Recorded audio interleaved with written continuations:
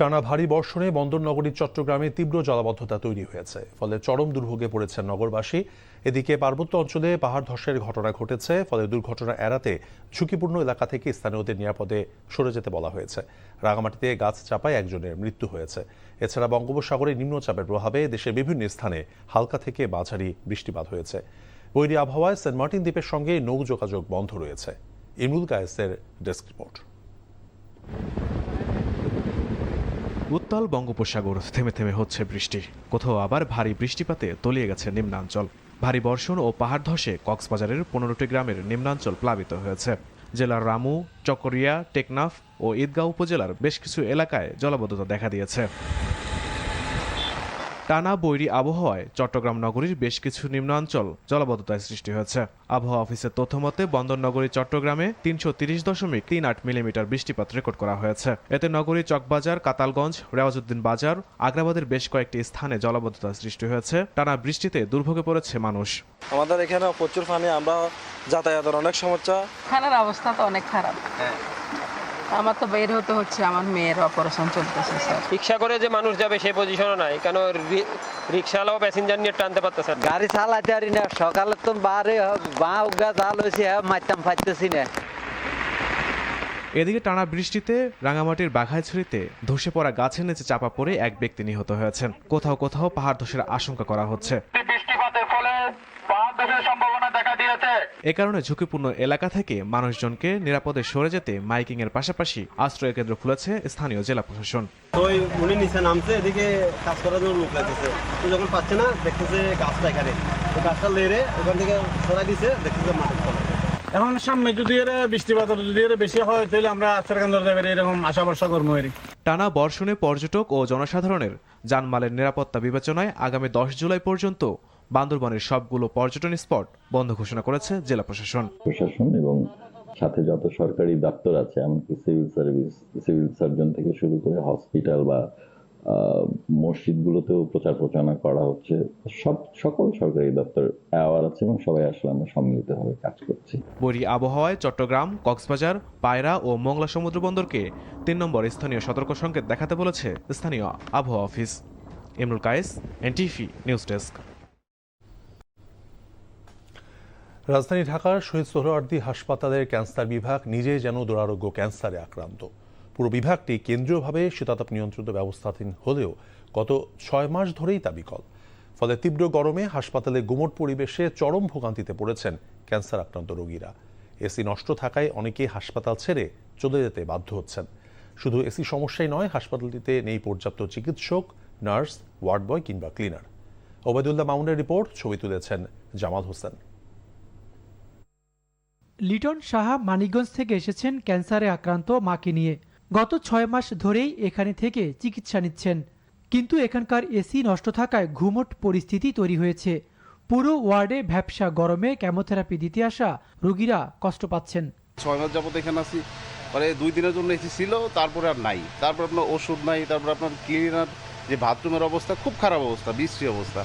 তো এখন দেখেন যে ওষুধ পাওয়া যাচ্ছে না ঠিক মতো, আবার 2টার পরে আপনার রাত শিফটিতে কোনো ডাক্তার থাকতেছে না। 2017 সালে তুরস্ক সরকারের অর্থায়নে অনকোলজি বিভাগটি করা হলেও এখন সংস্কারের অভাবে বন্ধ প্রায়। বিশেষ করে কেমো দেওয়ার পর ক্যান্সার রোগীদের জন্য এসি অনেকটা বাধ্যতামূলক। গত 6 মাসে 3 দফা এসির কাজ করানো হলেও তেমন সুফল মেলেনি তাতে। 6 দিন ধরে আছি, এসি নাই, এসির সমস্যা, ঘুমার পানি, খুব কষ্টে আছে আমরা। রোগী অসুস্থ হয়ে পড়তেছে, ফ্যান নাই, ফ্যানে হচ্ছে না। এসি থাকলে রোগী অসুস্থ না, কিন্তু কেমন রোগীর দরকার এসি। শুধু রোগীরা ভুক্তভোগী এমন নয়, এখানে কর্মরত নার্স ও চিকিৎসকরাও স্বাস্থ্য ঝুঁকিতে আছেন। ফ্যানে কাজ করলে সবচেয়ে বেশি স্বাস্থ্য ঝুঁকিতে থাকি আমরা, কেন কেমোথেরাপির মেডিসিনের যে রেডিয়েশনটা আছে ফ্যানের বাতাসে ইনহেলেশনের মাধ্যমে এটা আমাদের শরীরে প্রবেশ করে। সিভিয়ারলি ডিস্টার্ব হচ্ছে বেশ কয়েক মাস ধরে। এটা আমরা শুনলাম যে 4 লাখ টাকার বিনিময়ে বোধহয় এটা কম্প্রেসর ঠিক করা হয়েছে, হয়তো তার 2 সপ্তাহের মতো চলার পরে আবার নষ্ট হয়ে গেছে। প্রচণ্ড গরমের মধ্যে আসলে ক্যান্সার রোগীদের চিকিৎসা নেওয়া খুবই কষ্টকর। এসির বিষয়ে গণপূর্তকে চাহিদাপত্র দেওয়া হয়েছে, আর শিগগিরই জনবল ও ওষুধ সরবরাহ করার কথা জানায় হাসপাতাল কর্তৃপক্ষ। গত 3 দিন আগে সমস্যা দেখা দিচ্ছে, আমরা ইএমকে জানাইছি, ওনারা অ্যাজ আর্লি অ্যাজ পসিবল এটা ঠিক করে দেবে আর কি। এখন বারবার কেন হচ্ছে এটা আসলে আমার চেয়ে তারা ভালো বলতে পারবে এই জিনিসটা। আসলে টোটাল আমাদের এখানে যে ডাক্তার পোস্টেড আছে সেটা জনবল রোগীর তুলনায় অপ্রতুল। সোহরাওয়ার্দী হাসপাতালের অনকোলজি বা ক্যান্সার ডিপার্টমেন্ট এটি। বর্তমানে পুরো হাসপাতালের ক্যান্সার ডিপার্টমেন্টে এসি বন্ধ রয়েছে, ফলে তীব্র গরমে ক্যান্সার রোগীরা এখন আর এখানে ভর্তি হচ্ছেন না। আর যারাই বা ভর্তি আছেন, কেমন ইচ্ছেন, তারাও হাসপাতাল ছেড়ে যাওয়ার উপক্রম। Obaidullah Mamun, NTV news, Dhaka. তত্ত্বাবধায়ক সরকার ব্যবস্থা বাতিল করে সংবিধানের পঞ্চদশ সংশোধনীকে অবৈধ ঘোষণা করে হাইকোর্টের রায়ের বিরুদ্ধে দ্বিতীয় দিনের মতো আপিল শুনানি শেষ হয়েছে। আগামীকাল রাষ্ট্রপক্ষের শুনানি অনুষ্ঠিত হবে। আজ প্রধান বিচারপতি নেতৃত্বাধীন আপিল বিভাগের শুনানি শুরু হয়। গত বছরের 13 নভেম্বর বহুল আলোচিত তত্ত্বাবধায়ক সরকার ব্যবস্থা বাতিল সহ সংবিধানের পঞ্চদশ সংশোধনীতে আনা কয়েকটি বিষয় অবৈধ ঘোষণা করে হাইকোর্টের রায়ের বিরুদ্ধে আপিলের অনুমতি দেন সর্বোচ্চ আদালত। গত বছরের 17 ডিসেম্বর বহুল আলোচিত তত্ত্বাবধায়ক সরকার ব্যবস্থা বাতিল সহ সংবিধানের পঞ্চদশ সংশোধনীতে আনা কয়েকটি বিষয় অবৈধ ঘোষণা করেন হাইকোর্ট। একই সঙ্গে সংবিধানে গণভোটের বিধান ফিরিয়ে এনেছেন উচ্চ আদালত। তবে পঞ্চদশ সংশোধনী পুরোটা বাতিল করা হয়নি এই রায়ে। পঞ্চদশ সংশোধনী আমরা বলেছি নীতি নির্ধারণী ব্যাপার যেগুলো, সেগুলো মূলত সংসদের দায়িত্ব হলো একটা প্রপার বিতর্ক করে সাংবিধানিক বিলের মাধ্যমে কোনটা অ্যাকসেপ্ট করবে কোনটা অ্যাকসেপ্ট করবে না, এই দায় দায়িত্ব পার্লামেন্টের। আদালত সেখানে হস্তক্ষেপ করা উচিত নয়। আদালত যদি সেই অংশে হস্তক্ষেপ করেন তাহলে সংসদের যে দায়িত্ব আছে আইন প্রণয়নের ক্ষমতা, এটি খর্ব করা হয়। মালয়েশিয়ায় এক বাংলাদেশি ঠিকাদারের বিরুদ্ধে শ্রমিকদের 40 লাখ টাকা আত্মসাতের অভিযোগ উঠেছে। অভিযুক্ত বাংলাদেশি মোহাম্মদ আব্দুল খালেকের বাড়ি বগুড়া জেলার শাহজাহানপুর উপজেলার কাটাবাড়িয়ার মধ্যপাড়ায়। এনটিভির Malaysia staff correspondent Kaysar Hamid Hannan জানান, অভিযুক্ত মোহাম্মদ আব্দুল খালেক শ্রমিকদের বেতন সংরক্ষণের জন্য ব্যবহৃত লকারের চাবি ভেঙে প্রায় 40 বাংলাদেশি শ্রমিকের বেতনের পুরোটাই নিয়ে যান। ফলে বিপাকে পড়েছেন শ্রমিকরা। এই ঘটনায় বাংলাদেশে মামলা এবং কুয়ালালামপুরের বাংলাদেশ দূতাবাসে লিখিত অভিযোগ দায়ের করা হয়েছে। একই সঙ্গে অভিযুক্ত ব্যক্তির বিরুদ্ধে দ্রুত আইনগত এবং কূটনৈতিক ব্যবস্থা গ্রহণে প্রবাসী কল্যাণ ও বৈদেশিক কর্মসংস্থান মন্ত্রণালয়ের হস্তক্ষেপ চেয়েছেন ভুক্তভোগী শ্রমিকরা।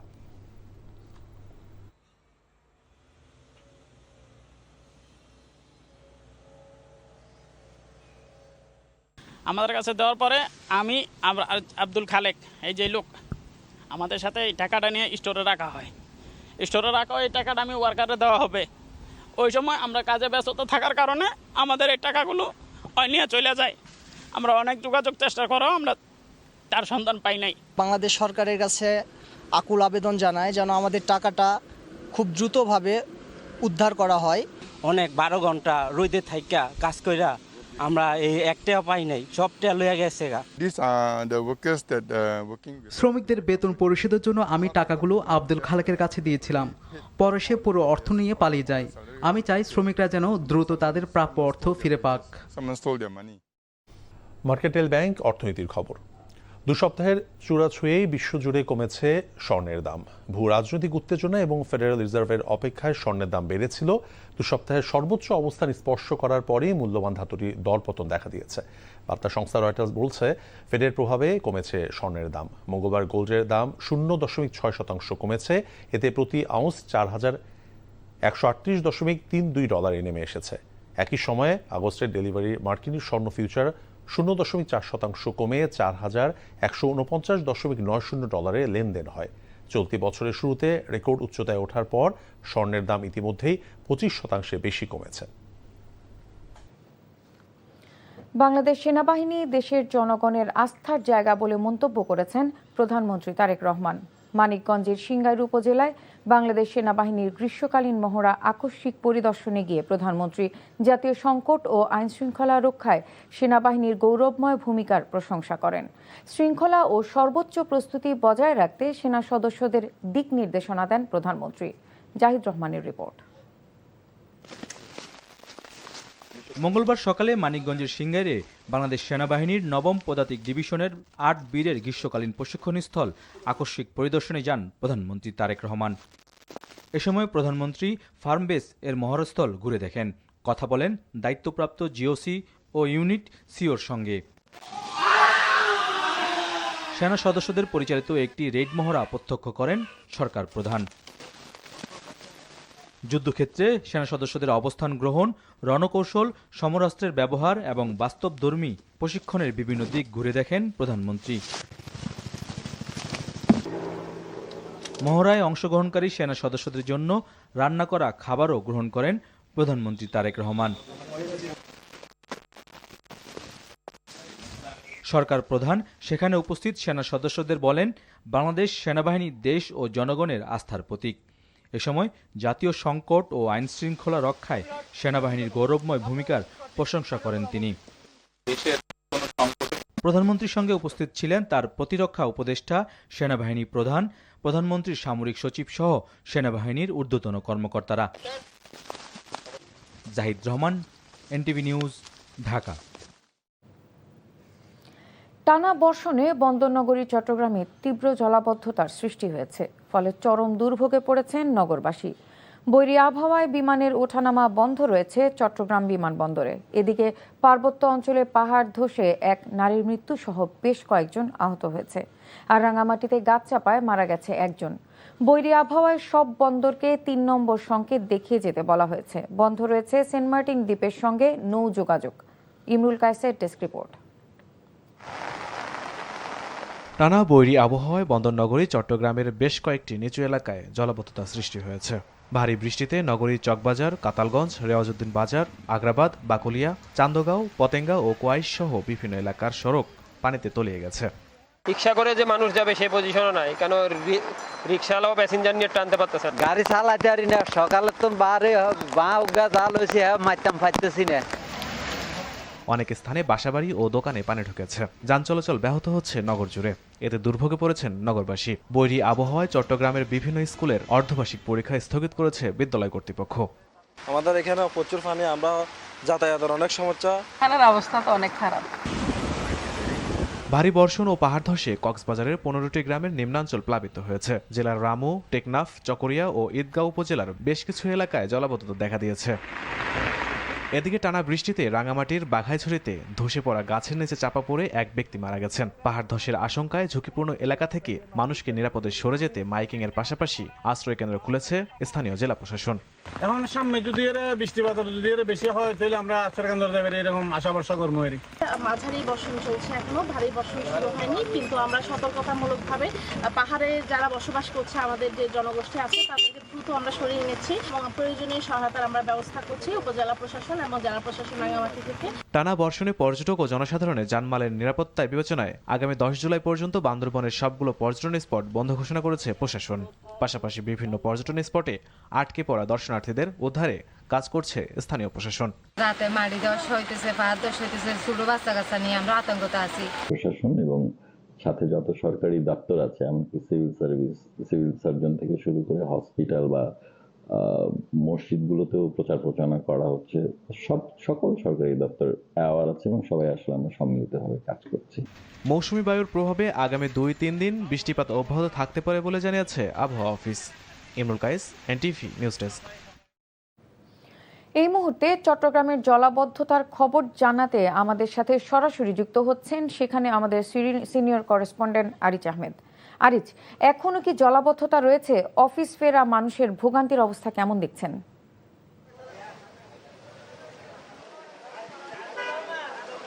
লিনা, চট্টগ্রামে গত 3 দিন ধরে বৃষ্টিপাত হচ্ছে এবং গত 24 ঘন্টায় যেটা আমাদেরকে আবহাওয়া অফিস জানিয়েছে প্রায় 412.03 মিলিমিটার বৃষ্টিপাত রেকর্ড করা হয়েছে।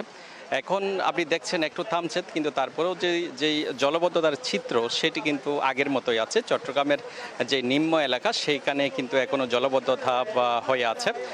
এছাড়া চট্টগ্রামের সাথে রাঙ্গামাটি এবং খাগড়াছড়ির সড়ক যোগাযোগ ইতিমধ্যে বিচ্ছিন্ন হয়ে গেছে। বেশ কয়েকটি এলাকায় সেখানে জলবদ্ধতা সৃষ্টি হয়েছে। আর বিকেলের দিকে আমরা যেটা দেখেছি, নগরীর 16শর রহমাননগর এলাকায় একটি দেয়াল ধসের ঘটনা ঘটেছে এবং সেখানে একজন নিহত হয়েছেন এবং আরও 3 জন আহত হয়েছেন। আহতদের উদ্ধার করে চট্টগ্রাম মেডিকেল কলেজ হাসপাতালে আনা হয়েছে। তবে আমাদেরকে যে জলাবদ্ধতা নিরসন যে প্রকল্প পরিচালক যে আজকে সংবাদ সম্মেলন করে জানিয়েছেন যে আগামী ফেব্রুয়ারির মধ্যে যে তাদের 2% কাজ বাকি আছে, সেটি শেষ করলে হয়তো চট্টগ্রামে বড় ধরনের জলাবদ্ধতা সংকট থেকে মুক্তি মিলবে। এছাড়া তার যে 36টি খালের মধ্যে 30টি খালের কাজ ইতিমধ্যে শেষ হয়েছে এবং 6টি খালের প্রায় 98% কাজ ইতিমধ্যে শেষ করেছেন এবং বাকি কাজ শুষ্ক মৌসুমের জন্য তারা রেখে দিয়েছেন, কারণ বর্ষার কারণে এখন তাদের যেই জলাবদ্ধতা নিরসনের প্রকল্পের কাজ বন্ধ আছে। আর জানেন যে আবহাওয়ার কারণে, বিরূপ আবহাওয়ার কারণে চট্টগ্রামে পাহাড় ধসের আশঙ্কাও বেড়েছে। এই কারণে ঝুঁকিপূর্ণ এলাকা থেকে জনগণকে সরিয়ে নিতে কাজ করছে চট্টগ্রাম জেলা প্রশাসন। লিনা, এই ছিল এখানকার সর্বশেষ। জানছিলাম বন্দরনগরী চট্টগ্রামের জলাবদ্ধতার খবর। প্রবাসী কল্যাণ ও বৈদেশিক কর্মসংস্থান মন্ত্রী আরিফুল হক চৌধুরী বলেছেন, মালয়েশিয়ার শ্রমবাজার ইতোমধ্যে খুলেছে, পর্যায়ক্রমে মধ্যপ্রাচ্যের অন্যান্য বাজারও খুলবে। দুপুরে সিলেট সার্কিট হাউসে বাংলাদেশে নিযুক্ত মার্কিন রাষ্ট্রদূত ব্রেন্ট টি ক্রিস্টেনসনের সঙ্গে সৌজন্য সাক্ষাৎ শেষে সাংবাদিকদের এসব কথা বলেন তিনি। মন্ত্রী আরিফুল হক বলেন, জাপান, দক্ষিণ কোরিয়া, ভারত, মরিশাস, ওমান ও সৌদি আরবের শ্রমবাজারও পর্যায়ক্রমে উন্মুক্ত করার চেষ্টা চলছে। বৈঠকে মন্ত্রী তার নির্বাচনী এলাকায় যুক্তরাষ্ট্রের বিনিয়োগের আহ্বান জানান। এ বিষয়ে ইতিবাচক আগ্রহের কথা সাংবাদিকদের জানান রাষ্ট্রদূত। পরে ঐতিহাসিক ক্রিংবিজ ও সুরমা নদী এলাকা পরিদর্শন করেন মার্কিন রাষ্ট্রদূত ব্রেন্ট টি ক্রিস্টেনসন।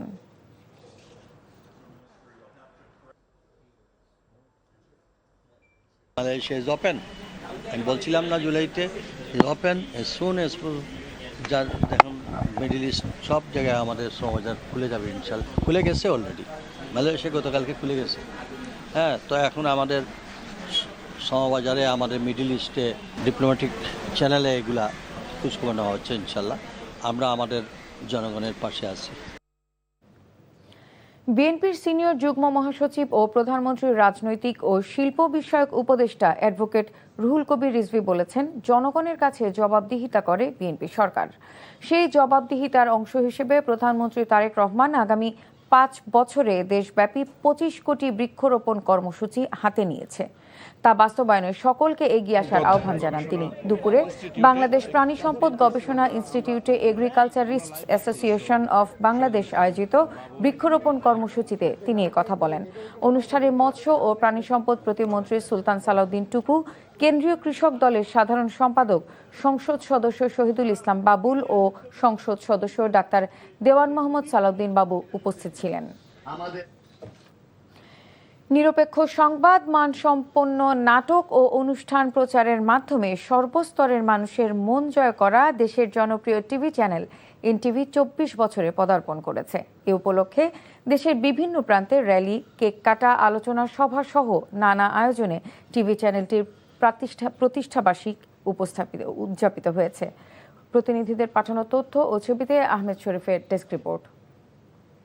কেমনে যাইব সেথাই হাঁটি, তোরা সবে বলে দে না পূর্ণ ঠিকানা। এনটিভির 24 বছরের পদার্পণ উপলক্ষে ঝিনাইদহে অনুষ্ঠিত হয়েছে এক ব্যতিক্রমী আয়োজন।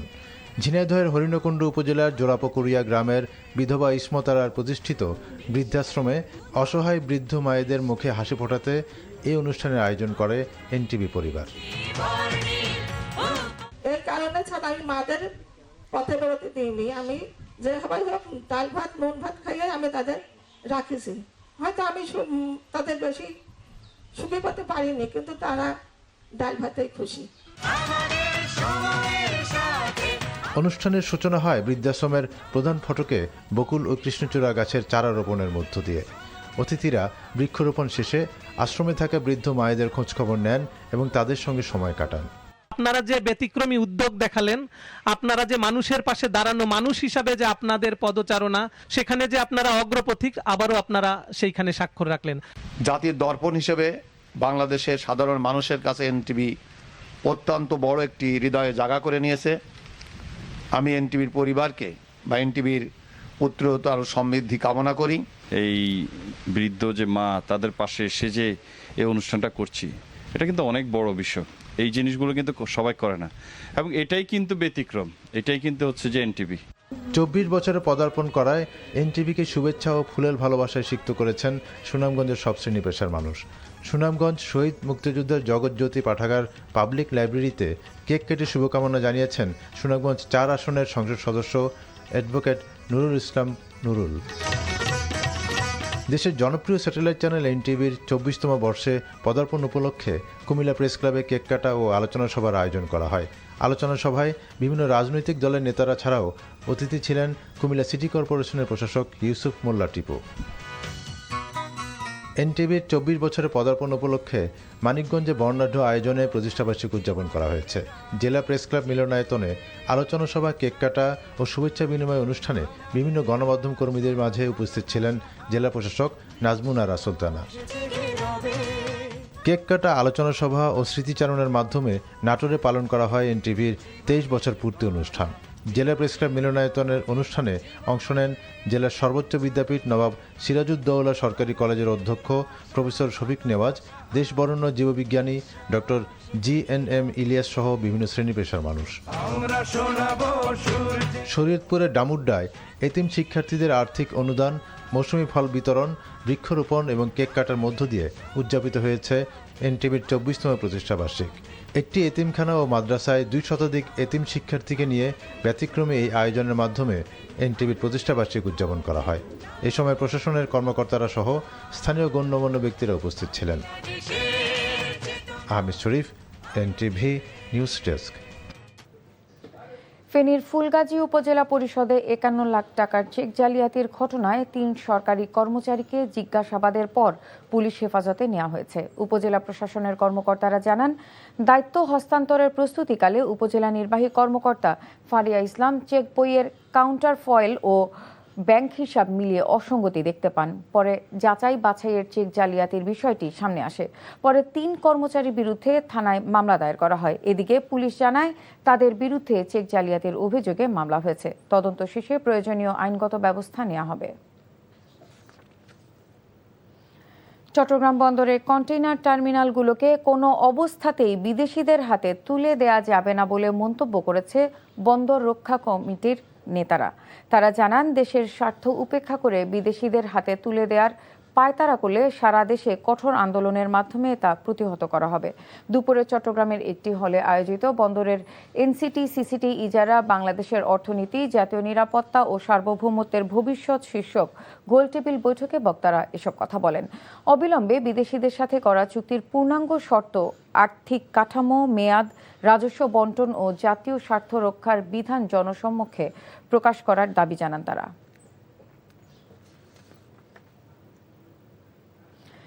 মুন্সিগঞ্জের গজারিয়ায় সড়কের অবশিষ্ট কাজ শেষ করার দাবিতে মানববন্ধন কর্মসূচি পালন করেছে এলাকাবাসী। দুপুরে উপজেলার ভবেরচর ইউনিয়নের আবদুল্লাপুর এলাকায় প্রতিবাদী মানববন্ধনে উপস্থিত ছিলেন সাবেক জাতীয় ফুটবলার কায়সার হামিদ।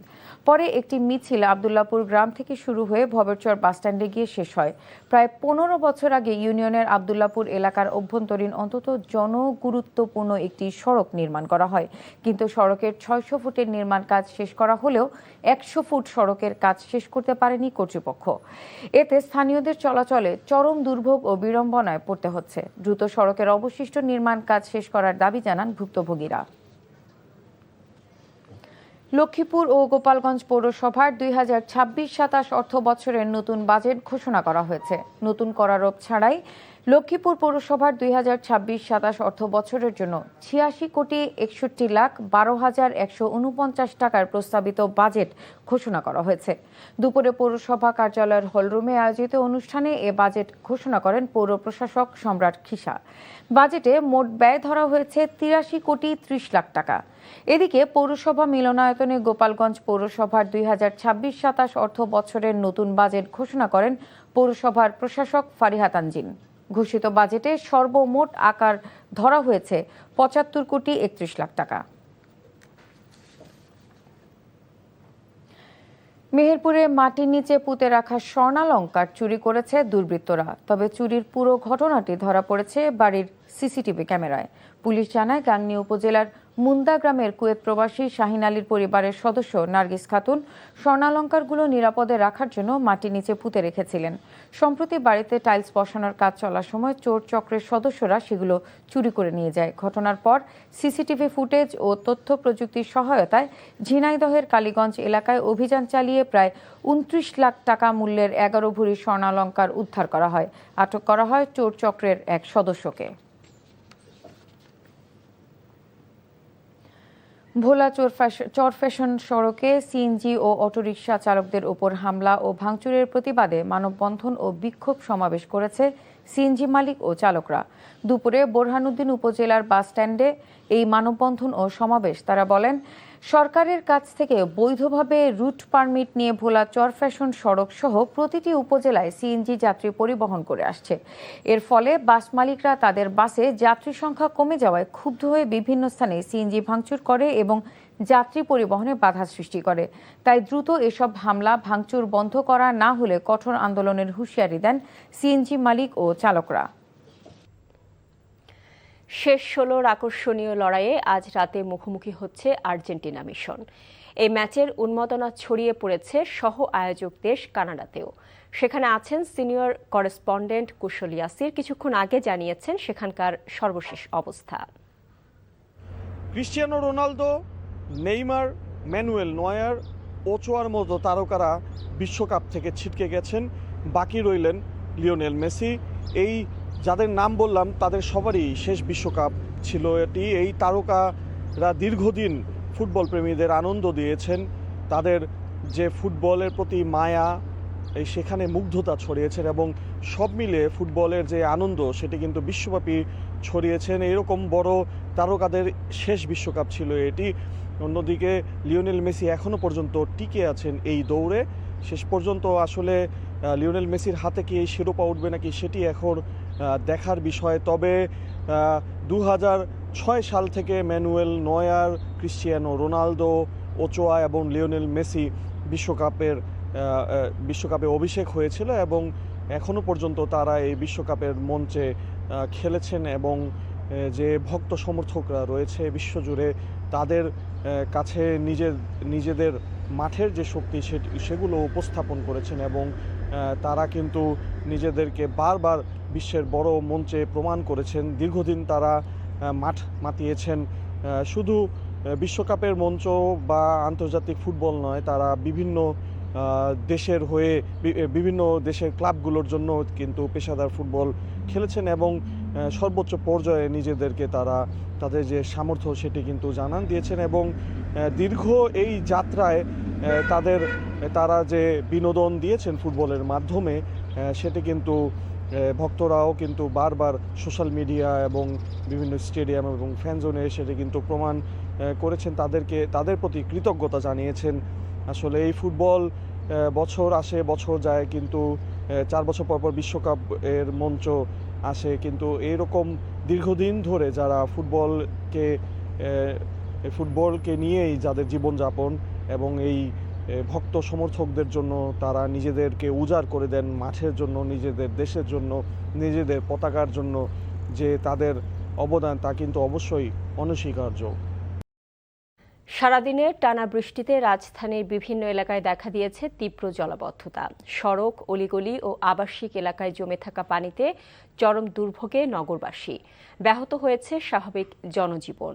সকাল থেকে থেমে থেমে ভারী বৃষ্টিপাতের কারণে অনেক গুরুত্বপূর্ণ সড়কে দেখা যায় জলাবদ্ধতা। এতে ধীর গতিতে চলেছে যানবাহন, কোথাও কোথাও সৃষ্টি হয়েছে দীর্ঘ যানজট। কর্মজীবী মানুষ, শিক্ষার্থী ও জরুরি কাজে বের হওয়া সাধারণ মানুষকে গন্তব্যে পৌঁছতে পোহাতে হয়েছে সীমাহীন ভোগান্তি। অফিস থেকে বের হয়েছি, অনেকক্ষণ তো দাঁড়ায় আছি, গাড়ি পাচ্ছি না, অনেকক্ষণ তো দাঁড়ায় আছি, প্রায় 20 মিনিটের মতো হয়ে গেছে। অনেক ভোগান্তির শিকার হয়েছি। আপনার গাড়ি নাই, রিক্সা নাই, কোনো কিছুই নাই। মেট্রো রেলে আসলাম, এসে রিক্সা নিলাম, আমি যাব ধানমন্ডি জিগাতলা। রিক্সা বলতেছে 100 টাকা ভাড়া। এই ভাড়াটা ভোগান্তি বেশি আর কি। প্রধানমন্ত্রী তারেক রহমানের সঙ্গে দেখা করেছেন জুলাই গণ অভ্যুত্থানে শহীদ আব্দুল্লাহ বিন জাহিদের মা ফাতেমাতুজ জোহরা। দুপুরে জাতীয় সংসদ সচিবালয়ে প্রধানমন্ত্রীর দপ্তরে ক্যান্সারে আক্রান্ত সন্তান মাহমুদুল্লাহ বিন জিসানকে নিয়ে তিনি দেখা করেন। এ সময় প্রধানমন্ত্রী জিসানের চিকিৎসার খোঁজ নেন এবং তার মাকে চাকুরির আশ্বাস দেন। 2024 সালের 5 আগস্ট রাতে গুলিবিদ্ধ হয়ে শহীদ হন ফাতেমার বড় ছেলে। এর ঠিক 2 সপ্তাহ পর ছোট ছেলে জিসানের ক্যান্সারে আক্রান্তের খবর জানতে পারে পরিবারটি। ভাইয়ের মৃত্যুর 7 মাস পর বাবাকেও হারায় ছোট জিসান। ক্যান্সার চিকিৎসার শুরু থেকেই জিসানকে সহযোগিতা করে আসছে আমরা বিএনপি পরিবারের প্রধান পৃষ্ঠপোষক বিএনপি চেয়ারম্যান প্রধানমন্ত্রী তারেক রহমান। জুলাই জাতীয় সনদ বাস্তবায়নে অবিলম্বে সংবিধান সংস্কার পরিষদ গঠনের দাবি জানিয়েছে 11 দলীয় জোট। দুপুরে সংসদ ভবনের সামনে মানিক মিয়া অ্যাভিনিউয়ে জুলাই সনদ ও গণভোট বাস্তবায়নের দাবিতে মানববন্ধন কর্মসূচিতে জোট নেতারা এ দাবি জানান। এ সময় তারা বলেন, দাবি না মানা হলে প্রয়োজনে আরেকটি বিপ্লব হবে। পরে 11 দলীয় ঐক্য ও জুলাই আন্দোলনে হতাহতদের পরিবারের পক্ষে স্পিকার হাফিজউদ্দিন আহমেদের কাছে 5 দফা দাবি সম্বলিত স্মারকলিপি তুলে দেওয়া হয়। এর মধ্যে গণভোটের রায় বাস্তবায়নে অবিলম্বে বাধ্যতামূলক কর্মপরিকল্পনা প্রণয়নের আহ্বান জানানো হয়েছে। এছাড়াও তিস্তা ব্যারেজ মহাপরিকল্পনা, চীন মিয়ানমার বাংলাদেশ ইকোনমিক করিডোর এবং বাংলাদেশে চীনের বিনিয়োগ ও প্রস্তাবিত বিভিন্ন প্রকল্প নিয়ে বিস্তারিত আলোচনা হয়। বাংলাদেশের রাজনীতির এখন প্রধান সংকট এই গণভোটের রায় বাস্তবায়ন না হওয়া। এটা যদি বাস্তবায়ন না হয়, এই সংকট বাংলাদেশের রাজনৈতিক সংঘাতের দিকে নিয়ে যেতে পারে। বাংলাদেশ রাষ্ট্রটিকে একটি গণতান্ত্রিক রাষ্ট্র হিসেবে বিনির্মাণ করতে হলে অবশ্যই জুলাই সনদের যে গণভোটের গণরায়, সেই গণরায়কে অবশ্যই বাস্তবায়ন করতে হবে।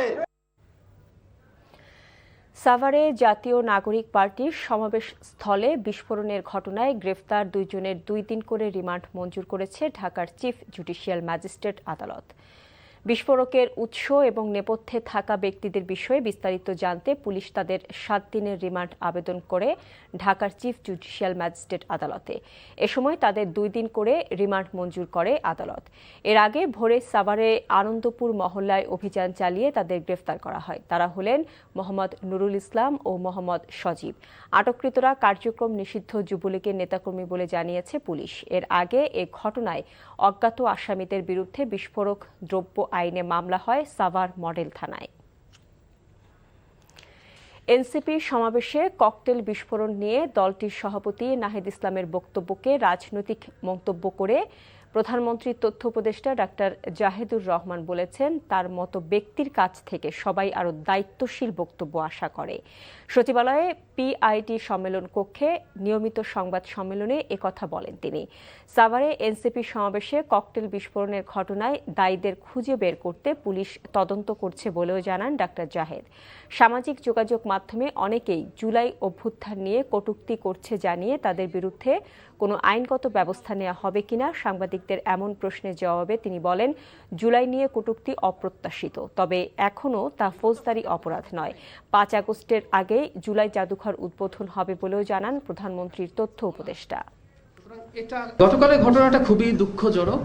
আমরা এটার প্রতিবাদ জানাই এবং সরকারের কাছে প্রতিবাদ জানানো না, সরকারের প্রধান কাজ হচ্ছে যারা এটার সাথে জড়িত সেই তদন্ত করা, তাদেরকে ধরা। জনাব নাহিদ ইসলামের বক্তব্য সম্পর্কে আমি এটুকুই বলবো যে আমরা রাজনৈতিক বক্তব্য বলে এক ধরনের কথা প্রচলিত আছে, সেই রাজনৈতিক বক্তব্য তিনি দিয়েছেন, সেটা তার অধিকারও আছে, তিনি সেটা বলতে পারেন। তবে আমরা একটা রাজনৈতিক দলের প্রধানের মুখ থেকে, যিনি অত্যন্ত গুরুত্বপূর্ণ ভূমিকা পালন করেছেন আমাদের গণ অভ্যুত্থানে, আরেকটু দায়িত্বশীল মন্তব্য। সরকার তদন্ত করবে এবং তদন্ত মাত্র ঘটনা তখন 24 ঘন্টা যায়নি, সবসময় যে খুব দ্রুত কাজটা করে ফেলা যাবে তা না। সরকার অবশ্যই অ্যারেস্ট করার জন্য সর্বোচ্চ চেষ্টা করছে এবং দ্রুতই আমরা আশা করি করবে।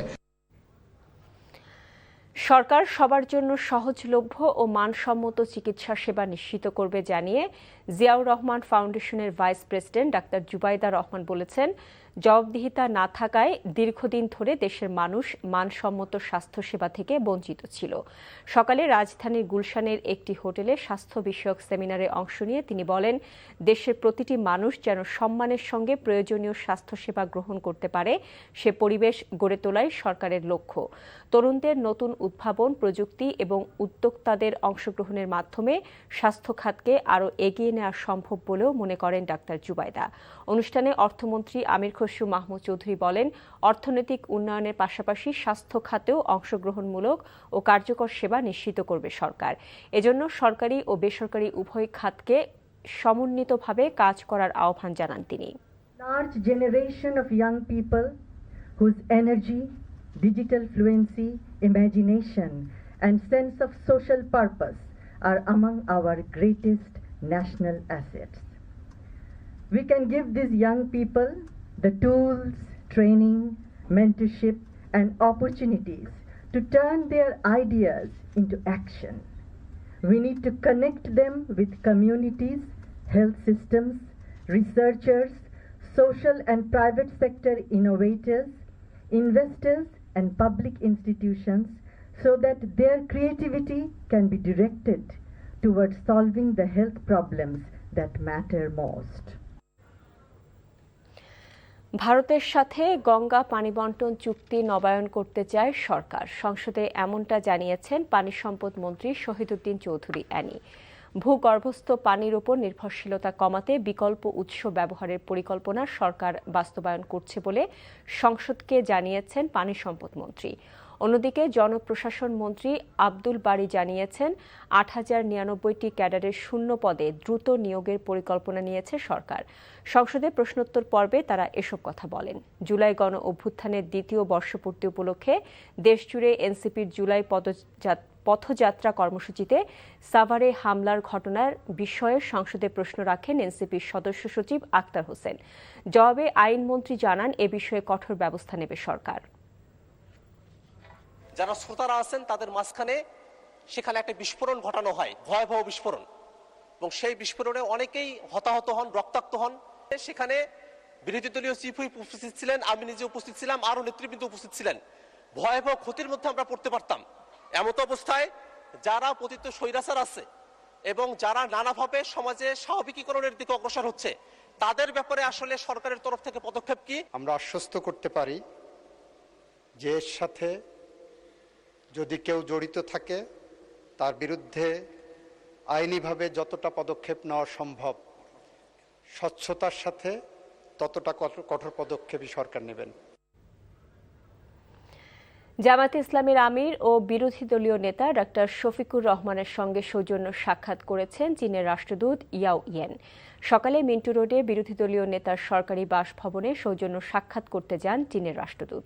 এ সময় চীনা রাষ্ট্রদূতের সঙ্গে দেশটির রাজনৈতিক সেকশনের পরিচালক ঝ্যাংজি ও পলিটিক্যাল অ্যাটাচ রুকি উপস্থিত ছিলেন। আন্তরিক ও সৌহার্দ্যপূর্ণ পরিবেশে অনুষ্ঠিত বৈঠকে দুদেশের পারস্পরিক স্বার্থ সংশ্লিষ্ট বিভিন্ন বিষয় নিয়ে আলোচনা হয়। এ সময় দুই দেশের জনগণের কল্যাণ, রাজনৈতিক এবং কূটনৈতিক বন্ধুত্বপূর্ণ সম্পর্ক, অর্থনৈতিক উন্নয়ন ও পারস্পরিক বাণিজ্য সম্প্রসারণের কথা উঠে আসে আলোচনায়। তথ্য ও সম্প্রচার মন্ত্রী জহিরুদ্দিন স্বপন বলেছেন, আওয়ামী লীগ সরকারের তৈরি করে যাওয়া ভঙ্গুর অর্থনীতি মোকাবেলায় বর্তমানে সবচেয়ে বড় চ্যালেঞ্জ। দুপুরে রাজধানী রমনার অফিসার্স ক্লাবে ন্যাশনাল লাইফ ইন্স্যুরেন্স পিএলসির প্রতিষ্ঠার ৪২ বছর পূর্তি উপলক্ষে আয়োজিত অনুষ্ঠানে তিনি বলেন, ক্ষমতায় আসার আগে রাষ্ট্রের বিভিন্ন সমস্যা চিহ্নিত করেছে সরকার। অনুষ্ঠানে ন্যাশনাল লাইফ ইন্স্যুরেন্স পিএলসির চেয়ারম্যান, পরিচালনা পর্ষদের সদস্য, ঊর্ধ্বতন কর্মকর্তা ও দেশের বিভিন্ন প্রান্ত থেকে আসা প্রতিনিধিরা অংশ নেন। এ সময় গ্রাহক সেবা, প্রযুক্তি নির্ভর বীমা কার্যক্রম এবং দেশের বীমা খাতের উন্নয়নে কাজ করে যাওয়ার প্রত্যয় ব্যক্ত করেন বক্তারা। দেশে আবারও কমল উড়োজাহাজে ব্যবহৃত জ্বালানি জেট ফুয়েলের দাম। লিটার প্রতি ১৯ টাকা ২২ পয়সা কমিয়ে নির্ধারণ করা হয়েছে ১৩০ টাকা ৯৯ পয়সা। বিকেলে গণমাধ্যমে পাঠানো এক বিজ্ঞপ্তিতে নতুন এ মূল্য ঘোষণা করেছে Bangladesh energy regulatory commission BERC. এতে বলা হয়, জুলাইয়ের জন্য অভ্যন্তরীণ ফ্লাইটে প্রতি লিটার জেট ফুয়েলের দাম ১৫০ টাকা ২১ পয়সা থেকে কমিয়ে ১৩০ টাকা ৯৯ পয়সা করা হয়েছে। আর আন্তর্জাতিক ফ্লাইটের জন্য প্রতি লিটার ফুয়েলের দাম $0.9808 থেকে কমিয়ে $0.8556 নির্ধারণ করা হয়েছে। নতুন এই দর রাত ১২টা থেকে কার্যকর হবে। ক্রিকেটের খবর। গত বছর বাংলাদেশ সফরে আসার কথা ছিল ভারতের, তবে রাজনৈতিক টানাপোড়েনে স্থগিত হয়ে যায় সেই সিরিজ। তবে আগামী আগস্টে বহুল আলোচিত এই সিরিজ নিয়ে আশাবাদী বিসিবি। প্রয়োজনে ভারতের জন্য বাড়তি নিরাপত্তাও নিশ্চিত করা হবে বলে জানিয়েছেন বোর্ড পরিচালক সাইদ ইব্রাহিম আহমেদ। সিকিউরিটি কনসার্ন তো সব টিমেরই থাকে, বিশেষ করে ধরেন যারা বড় বড় ক্রিকেটিং নেশনস তাদের তো এটা প্রাইমারি একটা কনসার্ন। আমাদের সাথে এখনও আমরা ফর্মালি যোগাযোগ ওভাবে শুরু করতে পারিনি। আমরা আশাবাদী যে আপকামিং ট্যুরটা নিয়ে তাদের কোনো কমপ্লেইন থাকবে না যদি ট্যুর প্রপারলি হয়। আর আমরা সবসময় আমাদের পর্যবেক্ষণ থেকে বা আমাদের পর্যায় থেকে আমরা সবসময় চেষ্টা করি যে সব কিছু যাতে আমরা একটা নিয়ন্ত্রিত পরিবেশের মধ্যে কন্ট্রোল করতে পারি বা ইভেন্টগুলো অর্গানাইজ করতে পারি, তো সেটা আমরা চেষ্টা চালাই যাব।